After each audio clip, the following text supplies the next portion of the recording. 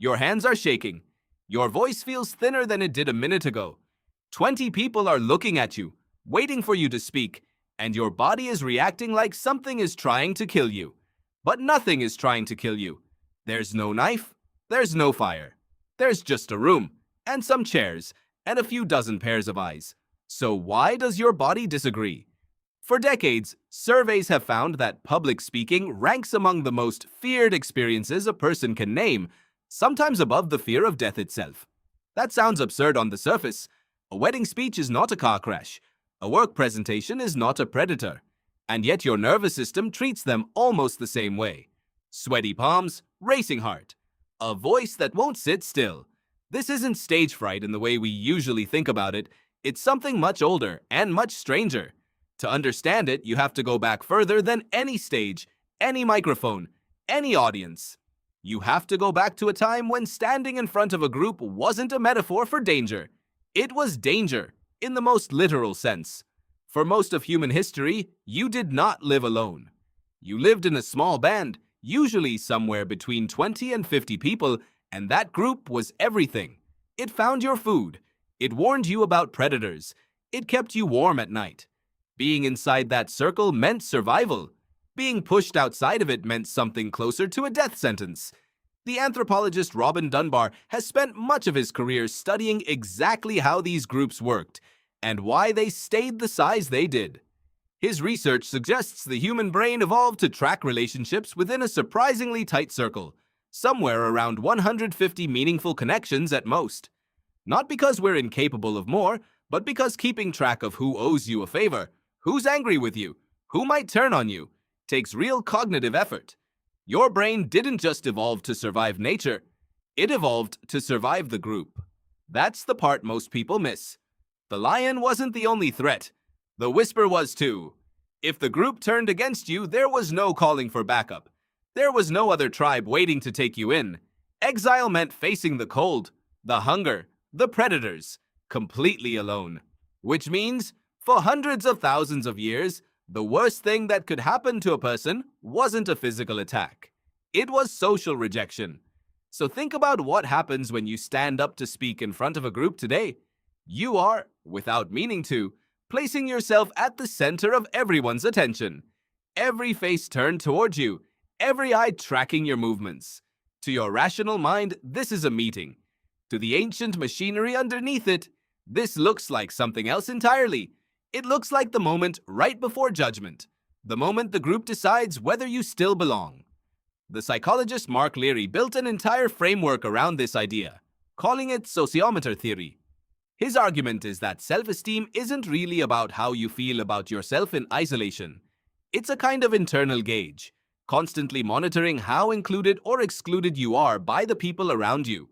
When that gauge drops, when you sense possible rejection, your body doesn't wait for confirmation. It reacts immediately, with anxiety, with self-consciousness, with the exact discomfort you feel right before you speak. Here's the part that should really stop you.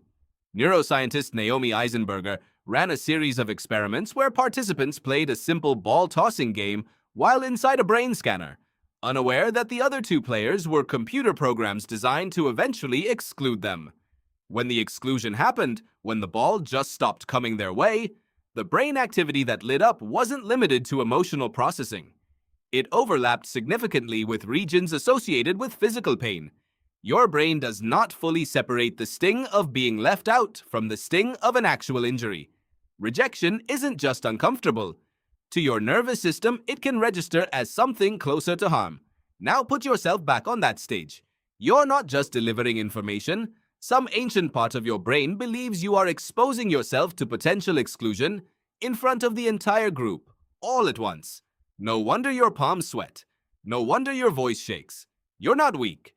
You're running software that's a few 100,000 years old, applied to a situation it was never designed for. Consider how strange the mismatch really is. The room you're speaking in has an exit. The people in the audience aren't deciding whether you eat tonight. Nobody there can banish you into the wilderness, and yet your heart rate climbs like they can. Your body isn't measuring the actual stakes of the moment. It's running an old simulation, one built for a world where the tribe's approval was the difference between living and starving. This is why the fear rarely responds to logic alone. You can tell yourself the audience is friendly. You can remind yourself that nobody is going to attack you. None of that fully quiets the reaction, because the reaction was never about logic in the first place. It's about belonging. It's about whether the group, in some deep and wordless part of your brain, still sees you as one of its own. Here's the twist most people never consider.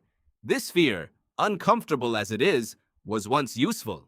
A person who felt nothing standing in front of the group, who never worried about how they were perceived, was more likely to say the wrong thing, offend the wrong elder, break the wrong unspoken rule. A small amount of social anxiety kept people careful. It kept people watching the room, adjusting their tone, reading the faces looking back at them. The people who felt nothing weren't braver. They were more likely to get exiled. So the racing heart isn't a malfunction. It's a leftover alarm system, still wired to a world that no longer exists in the same way, still doing its ancient job in a modern room with fluorescent lighting and a slide deck behind you. Think about how differently this reframes every nervous moment before a meeting, a toast, a class presentation. Your body isn't telling you that you're incapable. It's telling you that belonging still matters to you. So much that some primitive layer of your brain is still guarding it, just in case. Does this mean the fear disappears once you understand where it comes from? Not entirely, but something shifts. You stop treating the shaking hands as evidence that you don't belong up there. You start recognizing them as an old alarm, doing exactly what it evolved to do, reacting to a room full of faces the same way it once reacted to a circle of firelight and the people who decided whether you stayed warm through the night. Tonight, when you stand up to speak, in a meeting, a classroom, in front of family at dinner, notice the reaction in your chest. That flicker of nerves isn't a flaw in you. It's a signal, inherited from every ancestor who needed the group to survive, still firing quietly, still asking the same question it always has.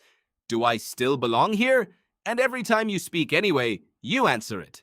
If this changed the way you see your own nerves, hit subscribe.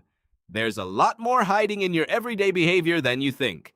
And if you've got a moment that finally made sense after watching this, drop it in the comments. I read all of them.